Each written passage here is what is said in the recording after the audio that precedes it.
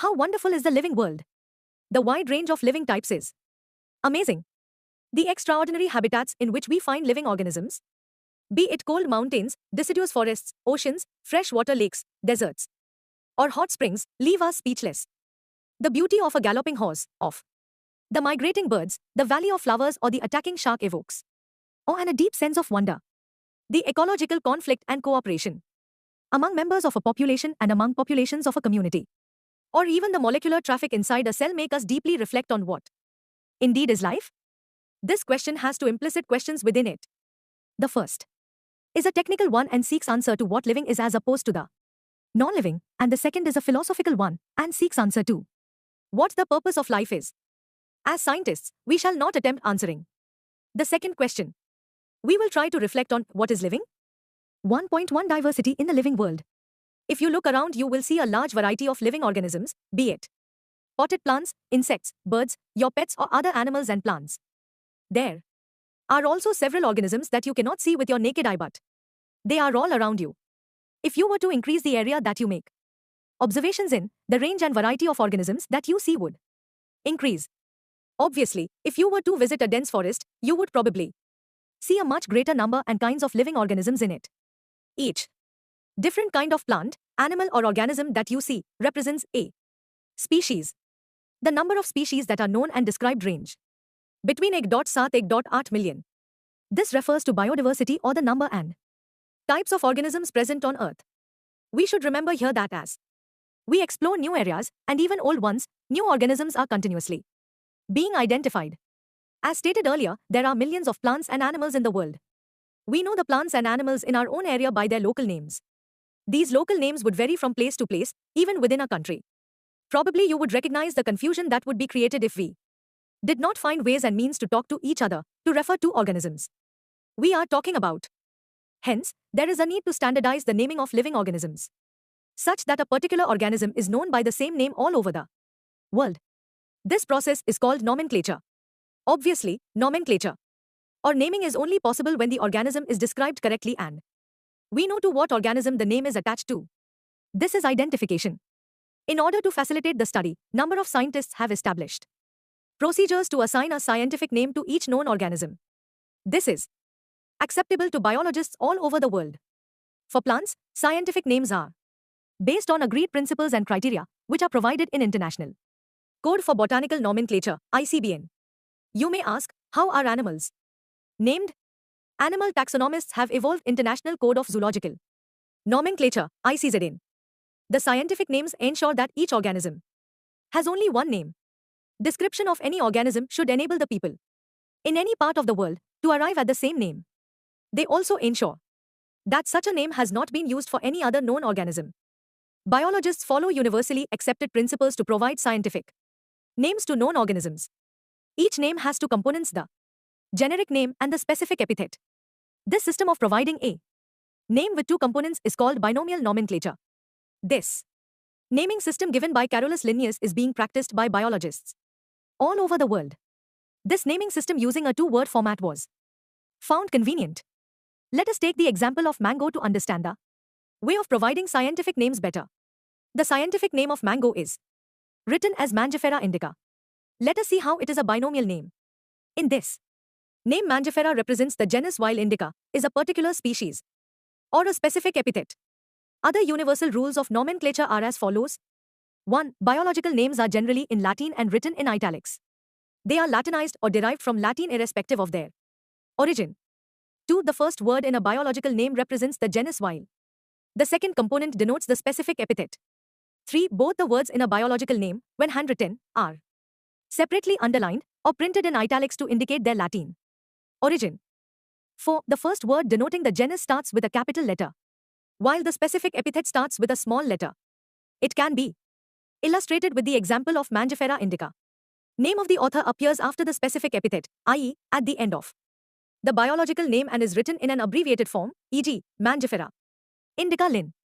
It indicates that this species was first described by Linnaeus. Since it is nearly impossible to study all the living organisms, it is necessary to devise some means to make this possible. This process is classification. Classification is the process by which anything is grouped into convenient categories based on some easily observable characters.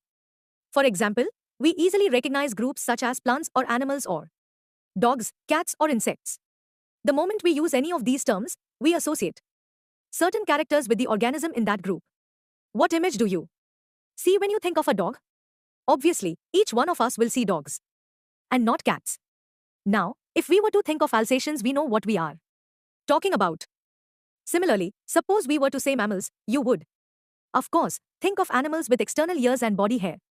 Likewise, in plants, if we try to talk of wheat, the picture in each of our minds will be of wheat plants, not of rice or any other plant. Hence, all these dogs, cats, mammals, wheat, rice, plants, animals, etc. are convenient categories we use to study organisms. The scientific term for these categories is taksha. Here you must recognize that taksha can indicate categories at very different levels. Plants also form a taksha. Wheat is also a taksha. Similarly, animals, mammals, dogs are all taksha, but you know that a dog is a mammal and mammals are animals. Therefore, animals, mammals and dogs represent taksha at different levels. Hence, based on characteristics, all living organisms can be classified into different taksha. This process of classification is taxonomy. External and internal structure, along with the structure of cell development, process and ecological information of organisms are essential and form the basis of modern taxonomic studies. Hence, characterization, identification, classification and nomenclature are the processes that are basic to taxonomy. Taxonomy is not something new. Human beings have always been interested in knowing more and more about the various kinds of organisms, particularly with reference to their own use. In early days, human beings needed to find sources for their basic needs of food, clothing, and shelter. Hence, the earliest classifications were based on the uses of various organisms. Human beings were, since long, not only interested in knowing more about different kinds of organisms and their diversities, but also the relationships among them. This branch of study was referred to as systematics. The word systematics is derived from the Latin word systema, which means systematic arrangement of organisms. Linnaeus used Systema Naturae as the title of his publication. The scope of systematics was later enlarged to include identification, nomenclature, and classification. Systematics takes into account evolutionary relationships between organisms. 1.2 taxonomic categories. Classification is not a single-step process but involves hierarchy of steps, in which each step represents a rank or category. Since the category is a part of overall taxonomic arrangement, it is called the taxonomic category. And all categories together constitute the taxonomic hierarchy. Each category, referred to as a unit of classification, in fact, represents a rank and is commonly termed as taxon, pl. Taksha. Taxonomic categories and hierarchy can be illustrated by an example. Insects represent a group of organisms sharing common features like 3 pairs of jointed legs. It means insects are recognizable concrete objects which can be classified and thus were given a rank or category. Can you name other such groups of organisms? Remember, groups represent category. Category further denotes rank. Each rank or taxon, in fact, represents a unit of classification. These taxonomic groups, categories are distinct biological entities and not merely morphological aggregates. Taxonomical studies of all known organisms have led to the development of common categories such as kingdom, phylum or division. For plants, class, order, family, genus and species. All organisms, including those in the plant and animal kingdoms, have species as the lowest category. Now the question you may ask is, how to place an organism in various categories? The basic requirement is the knowledge of characters of an individual or group of organisms. This helps in identifying similarities and dissimilarities among the individuals of the same kind of organisms as well as of other kinds of organisms. 1.2 Species. Taxonomic studies consider a group of individual organisms with fundamental similarities as a species. One should be able to distinguish one species from the other closely related species based on the distinct morphological differences. Let us consider Mangifera indica, Solanum, Tuberosum, potato, and Panthera leo, lion. All the three names, indica, Tuberosum and leo, represent the specific epithets, while the first words, Mangifera, Solanum and Panthera, are genera and represents another higher level of taxon or category. Each genus may have one or more than one specific epithets representing different organisms, but having morphological similarities. For example, Panthera has another specific epithet called tigris and Solanum includes species like Nigrum and Melongena. human beings belong to the species sapiens, which is grouped in the genus Homo. The scientific name thus for human being is written as Homo sapiens. 1.2 Genus. Genus comprises a group of related species which has more characters in common in comparison to species of other genera. We can say that genera are aggregates of closely related species. For example, potato and brinjal are two different species but both belong to the genus Solanum. Lion, Panthera leo, leopard, P. pardus, and tiger, P. tigris, with several common features, are all species of the genus Panthera. This genus differs from another genus Felis, which includes cats. Teen family. The next category, family, has a group of related genera with still less number of similarities as compared to genus and species. Families are characterized on the basis of both vegetative and reproductive features of plant species.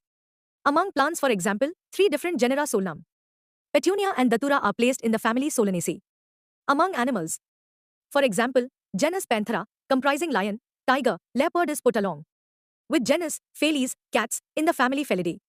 Similarly, if you observe the features of a cat and a dog, you will find some similarities and some differences as well. They are separated into two different families, Felidae and Canidae, respectively. Char order. You have seen earlier that categories like species, genus, and families are based on a number of similar characters. Generally, order and other higher taxonomic categories are identified based on the aggregates of characters. Order, being a higher category, is the assemblage of families which exhibit a few similar characters. The similar characters are less in number as compared to different genera included in a family. Plant families like Convolvulaceae, Solanaceae are included in the order Polemoniales, mainly based on the floral characters. The animal order Carnivora includes families like Felidae and Canidae. Parch class. This category includes related orders. For example, order Primata, comprising monkey, gorilla, and gibbon, is placed in class Mammalia along with order Carnivora that includes animals like tiger, cat, and dog. Class Mammalia has other orders also. Che phylum. Classes comprising animals like fishes, amphibians, reptiles, birds along with mammals constitute the next higher category called phylum. All these, based on the common features like presence of notochord and dorsal hollow neural system, are included in phylum Chordata. In case of plants, classes with a few similar characters are assigned to a higher category called division Sat kingdom. All animals belonging to various phyla are assigned to the highest category called kingdom Animalia in the classification system of animals. The kingdom Plantae, on the other hand, is distinct and comprises all plants from various divisions.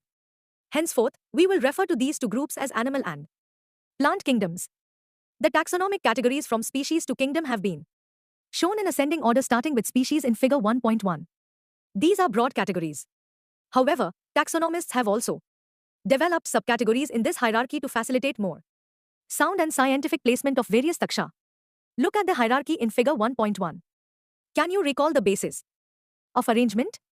Say, for example, as we go higher from species to kingdom, the number of common characteristics goes on decreasing. Lower the taxa, more are the characteristics that the members within the taxon share. Higher the category, greater is the difficulty of determining the relationship to other taxa at the same level. Hence, the problem of classification becomes more complex. Table 1.1 indicates the taxonomic categories to which some common organisms like housefly, man, mango, and wheat belong. Summary. The living world is rich in variety. Millions of plants and animals have been identified and described, but a large number still remains unknown. The very range of organisms in terms of size, color, habitat, physiological and morphological features make us seek the defining characteristics of living organisms. In order to facilitate the study of kinds and diversity of organisms, biologists have evolved certain rules and principles for identification, nomenclature, and classification of organisms. The branch of knowledge dealing with these aspects is referred to as taxonomy. The taxonomic studies of various species of plants and animals are useful in agriculture, forestry, industry, and in general for knowing our bioresources and their diversity. The basics of taxonomy, like identification, naming, and classification of organisms, are universally evolved under international codes. Based on the resemblances and distinct differences, each organism is identified and assigned a correct scientific biological name comprising two words as per the binomial system of nomenclature. An organism occupies a place or position in the system of classification. There are many categories ranks and are generally referred to as taxonomic categories or taksha. All the categories constitute a taxonomic hierarchy.